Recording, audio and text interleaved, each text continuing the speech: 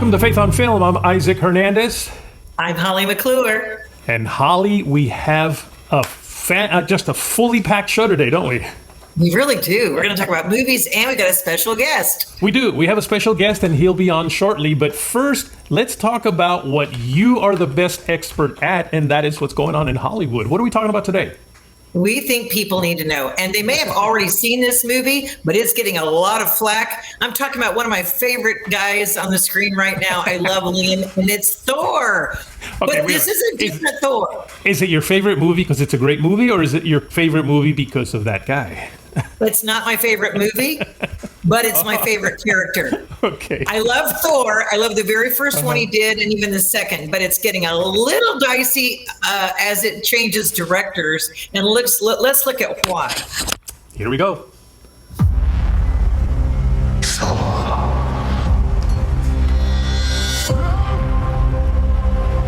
I know your pain.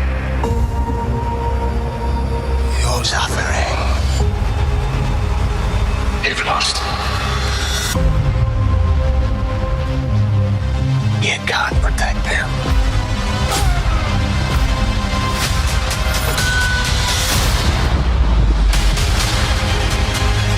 Gods of the universe, I come here to raise an army. Today, we'll go down in history. How exciting. Today, we'll fight! I'm gonna kill this guy. It's probably like a true Thor. This ends here and now! I'm counting on that. Marvel Studios' Thor: Love and Thunder. Wow. A lot of thunder, a little bit of love.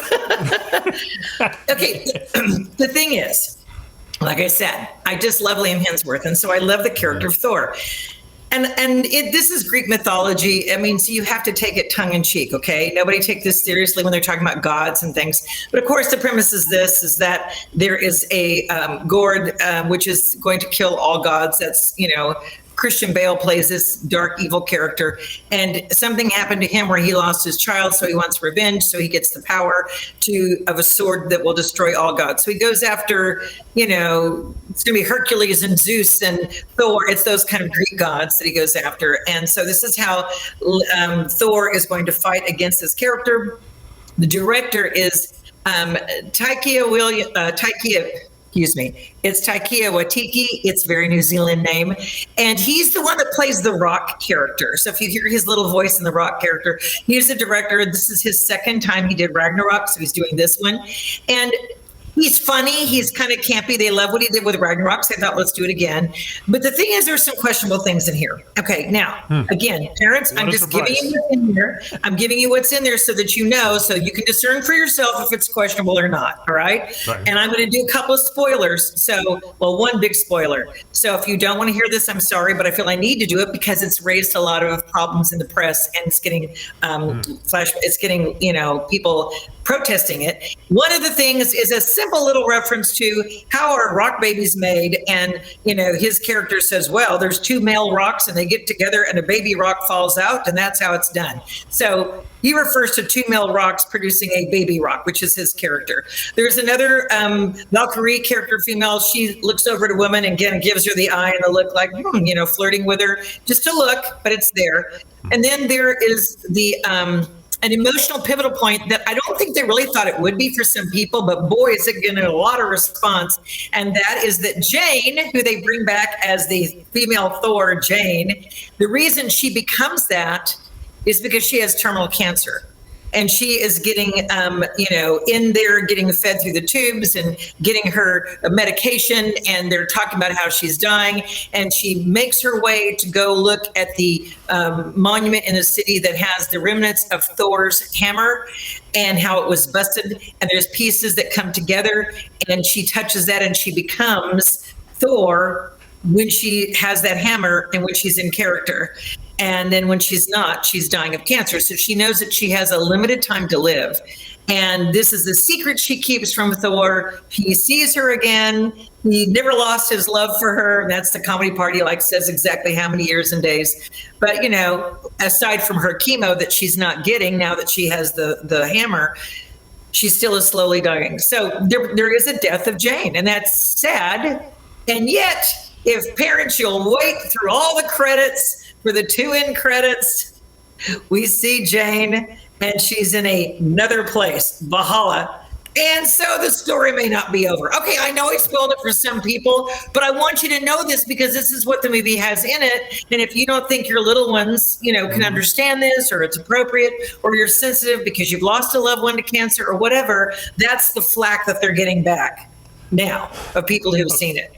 Okay, let me go back to this whole 2 male rocks, creating little baby rocks. Throughout this COVID pandemic that we just went through, everybody kept saying, believe the science, believe the science, believe the science. But science tells us that it takes a male and a female to create another, well, in our case of humans, another human being. In the case of animals, a male and a female to create another animal. And now we're not supposed to believe the science when it comes to 2 male rocks, or for that matter, 2 male anythings? Well, it is entertainment, right? and it is about Thor, so this isn't real. Okay. And I mean, isn't there, there's some male species, I think, that create their own in science. Okay, anyway, but here's the deal. Here's what bothers me, Isaac, is we heard, because what is it? Is it seahorses? Don't they create their own? They don't there is one animal that, yeah. I mean, like, you know, let's just try. Okay, but here's the deal.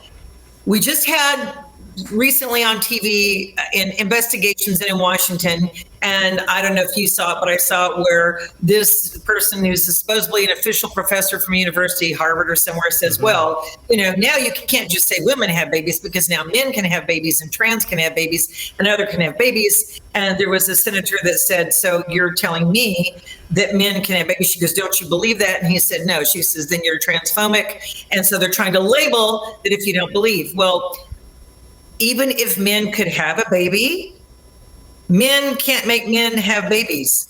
You're still going to have a female in there. So kind of to your point, Isaac. So we are getting this subliminal cultural push from Hollywood that's subliminally putting in there, oh, and men can do this and men do that and you have babies. And we saw the person from Disney say, whenever we can put it in, we're going to put it into movies. Whenever we can get it in there, we're going to get in there. We heard them proclaim this. So we are seeing little by little by little into scripts and stories, this subliminal suggestion. And that's what irritates me. And that's why I want to call it out. Yeah. And if you love it and you believe in it, great. That's your option. This is what movies are for. You can go and you can enjoy it and you can love it. But if you're a parent so a friend called me recently and said, my daughter is going to take her boys, should she go see Thor? And I told her about these things in it. She goes, thank you for telling me. She won't want to go see that because she's protecting her children, her boys that are, 10 and 12. She's protecting them right now from not wanting to be influenced in movies about the trans and the whole gay thing. So, there's some parents that matters to them. Sure. And like I said, then they're getting the whole other flack about the cancer. They kind of treated it lightly. Oh, she's dying and she has chemo and she's getting chemo. Oh, she becomes Thor. Oh, she's going to die. Well, so I just think people need to be aware. But it is funny. There's some funny scenes. Russell Crowe does not look like Russell Crowe. It took me a minute. Literally, I was watching him going, he looks so familiar, but he's kind of fat. Oh my gosh, that's Russell Crowe. It literally took me a while to figure out.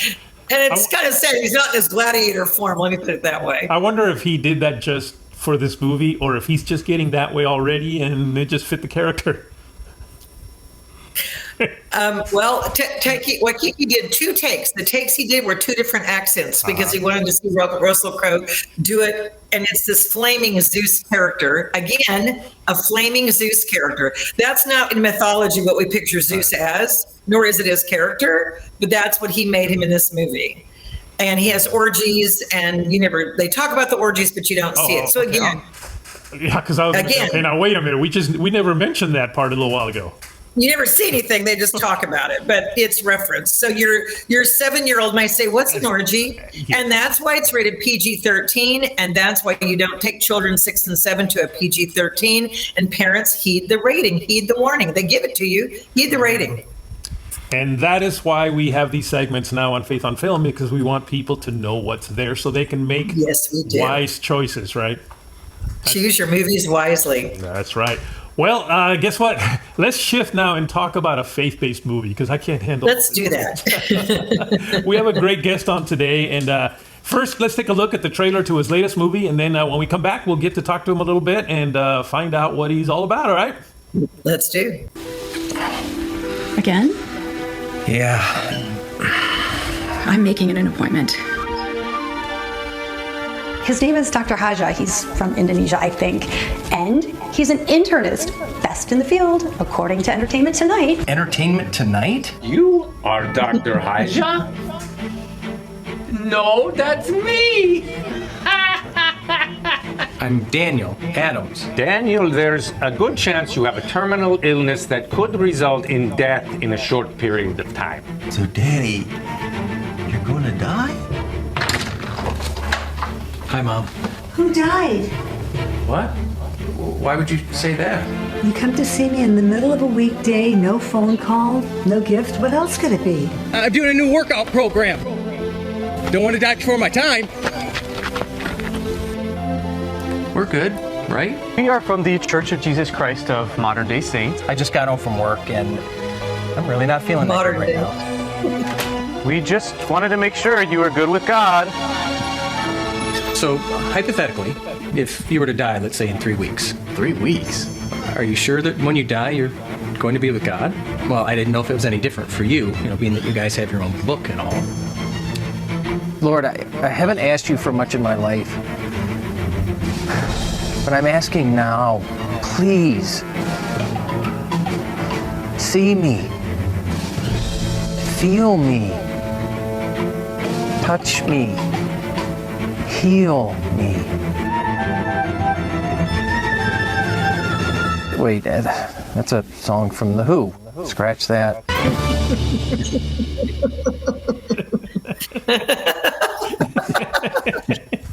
That's funny. Oh my goodness, Robert! That's Robert. funny. I love that. and there's lots of funny. I saw the movie. There's lots of funny moments in there. Robert, let me give you the modern day saints. The modern day saints. I love that line. Robert, let me give you an introduction here. You're of course an award-winning filmmaker. You've been making feature films from Chicago, I guess, since 2003. Your past films include Angels in Our Midst, Heavens to Betsy 2. And now, of course, Honest to God. Now, Robert, and I want to get your name right. Robert Alaniz. How do I say that? Alaniz. Alaniz. Yeah, I'm always messing up names, but you're wrong both times. I don't feel as bad because Holly just messed one up earlier today, so I'm in good company. Well, thanks for pointing that out. Yeah. Hey, whatever it takes to make me feel a little bit better. Robert, again, welcome to Faith on Film. So this obviously is a comedy movie. Are all your movies comedic movies? Well, no, actually, I've Honest to God is actually my 10th film, and my first, I think 4 or 5 were basically dramas. I decided to go with comedy probably on a movie I did called Dinks, Double Income, No Kids, and kind of had a lot of audience response to that. And it's funny because I never really wanted. I was always afraid to write comedy because. I never considered myself funny, and my wife told me, "Nah, you don't want to write comedy. No one's going to laugh." And so I wrote this comedy, Dinks, Double Income, No Kids, and we showed it at the premiere, and the entire audience was laughing throughout the whole film. So I thought, well, this must be my niche. So I'm going to kind of continue on, and I did. I went from that to. Heavens to Betsy 1 and 2, and then Honest to God, and a couple, prior to that weren't faith-based movies. Well, taking the theme of being sick and possibly having a terminal illness and making it funny, that's a big challenge. Is there any real experience you had with that, or did you just feel like you needed to take a subject that is a heavy subject we're all dealing with these days and kind of put some levity to it? Well, all of my movies, every single one is based on personal experiences or my own personal beliefs. Foremost, I think I'm a writer more than a director and producer. I mean, I've done just about everything there is, but I think mostly my writing is personal. And honest to God, was based on a real experience I had where a few years ago, they found a lump in my throat. And it took forever for me to get a doctor's appointment and for them to finally tell me whether it was benign or cancerous. So in the time period between the diagnosis, I was going crazy. I was just thinking everything that I thought I was going to die, and I thought, I've got so much time left. Maybe I should check and see the running times and all of my Blu-rays to see if I could watch them all before I die. Really crazy things like that. And then once I found out it was okay and I had the surgery and I had it removed, I thought, this is probably God's way of saying, look, here's another funny thing, because there was a lot of spirituality involved in what was going on, because I was afraid to die. And as a Christian, you're not supposed to be afraid to die. And I was. And then I started, questioning things and, doing the things that I think everybody does when they're in that kind of situation.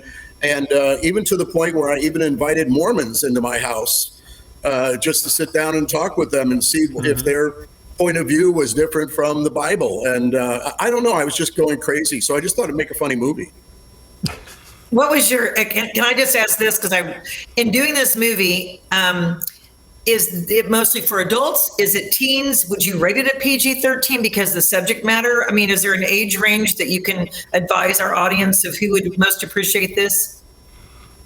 Boy, I don't know. The distributor, which is Bridgestone Multimedia Group, and they're a pretty popular distributor of Christian films, they read the script, and I was waiting for some kind of comment about things, because, there are some jokes and comedy that revolves around, the Mormons, although I don't make fun of them, and around the situation with Daniel and his mother and their misunderstanding of what he's trying to tell her. I don't want to give too much away on that, but I never really thought it was PG. Well, I guess PG-13 is okay, because it does have a little bit more of the adult humor than, say, Heavens to Betsy, which was really, really, really I think a G-rated film. Both of them were. This movie, and again, I did see it recently, kind of really touched me a little bit, because I recently went through a situation, not where I knew that or thought I was going to die in a few weeks, but where when I was in emergency, the doctor said, you know what, it's a good thing we got it right now, because you potentially could have died. And it just got me thinking a little bit, wow, and not that I was afraid of dying, but did I do what I needed to do before dying? So when I watched the movie, I began to really think about that. And I thought, even though maybe I'm not going to die in the next few weeks or months or years, I don't really know when, but maybe I should start living my life like I don't know when I will die, and make sure that I do the things that I believe need to be done. So it did have a special place in my heart for me. And what's funny, Isaac, is when I read on Facebook that you had to go in for that surgery, I had the same thing happen to me right after we went into pre-production for Honest to God. I had an emergency appendectomy, and this was after the throat incident. And I had the same thing happen. I was rushed to the hospital. This was at the peak of COVID. I went in, they did, I went straight to surgery.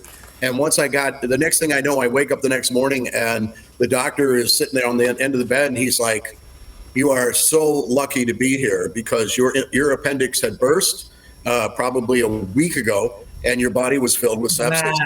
Wow. And he said, by all means, you should be dead.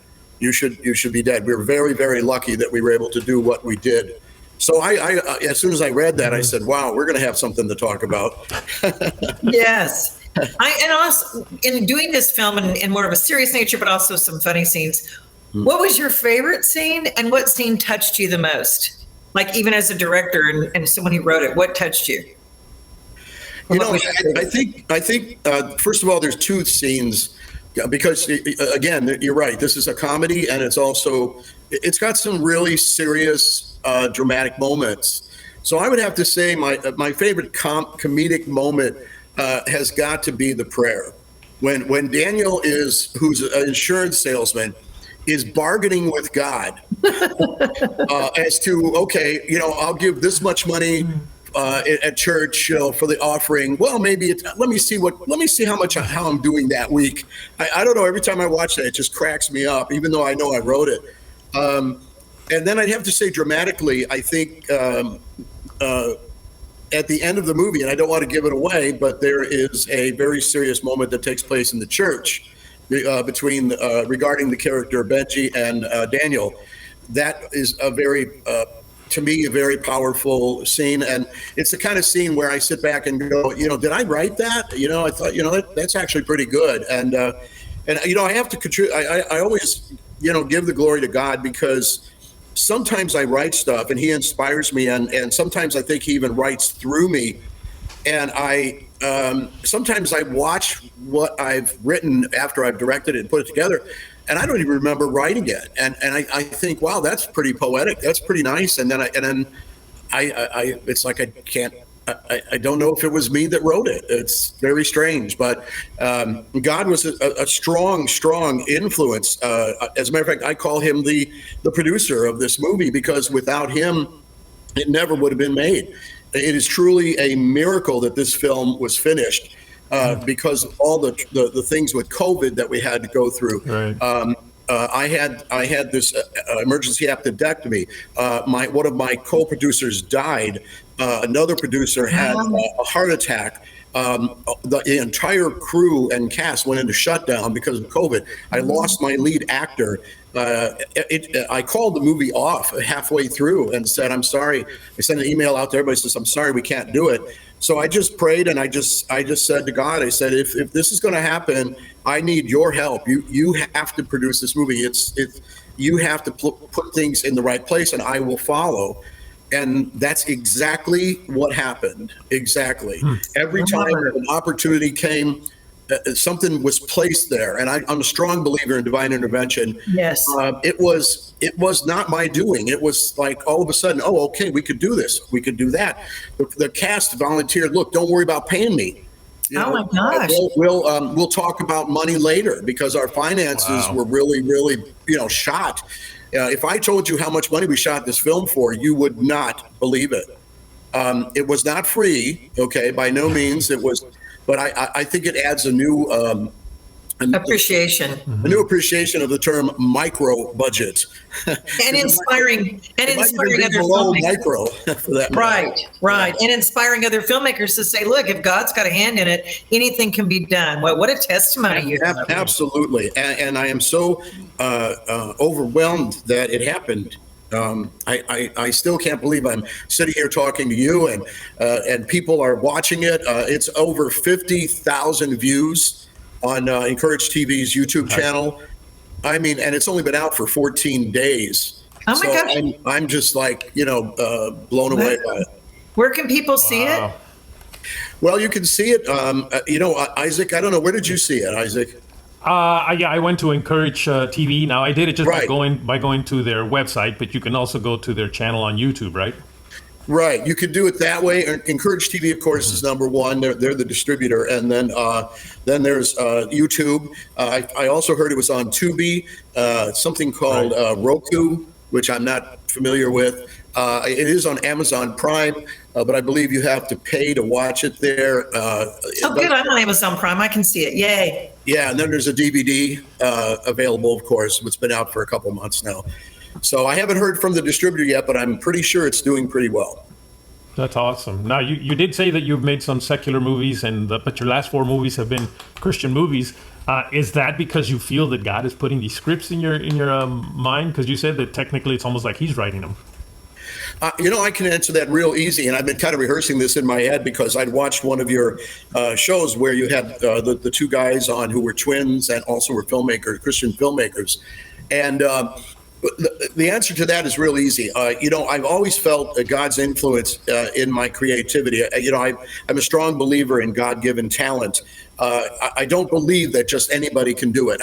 I'm sorry, but I know anybody can grab a camera, anybody can write a script, anybody can do it, but can you write a good one? And it seems like when digital technology took over, it seems like everybody's making movies. But the truth of the matter is it a good movie? Is it an entertaining movie? So when I first started doing films, which I started doing films a long time ago in the 70s, but back then it was nearly impossible because I did Super 8 sound movies because I couldn't afford 16 millimeter. But then in 2001 I wrote my first movie, Time Server, which is a time travel movie, which was a big mistake because writing a time travel movie for your first film after several years of not writing was not a very good idea. But basically, getting back to your question, Isaac, what happened was I've always felt that God had, that I was supposed to use this ability. But what happened was I think the first 4 or 5 films I did, I was more or less doing them for myself. I was thinking about Hollywood. I was thinking about success. I was thinking about, personal gain. And something happened when I did a movie called Mind Over Mindy, where I had a possible deal with Warner Brothers for $5 million. And I thought that this was like my big break. And, we were going to end up going to Hollywood, or I was going to go to Hollywood or get some attention there. And what happened was it all fell through. It turned out to be a con job. And the money was wasted, and the movie almost never got done. I was able to finish it, but just by the skin of my teeth. But afterwards, there was a conversation I had with my wife, because my wife also said, I believe God is bringing you down this path. God has given you all these opportunities to make movies. Mm-hmm. Why would God give you this great opportunity with Warner Brothers and everything, and then have it pulled out from underneath you? And I said, well, maybe that's because God just doesn't want that. Maybe that's not what this is all about. Maybe I'm supposed to be making movies for Him.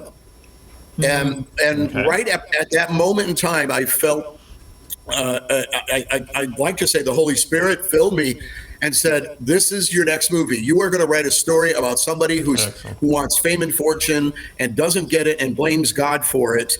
And then God gives it to them and shows them what would happen if they got what they wanted. And there is Heavens to Betsy.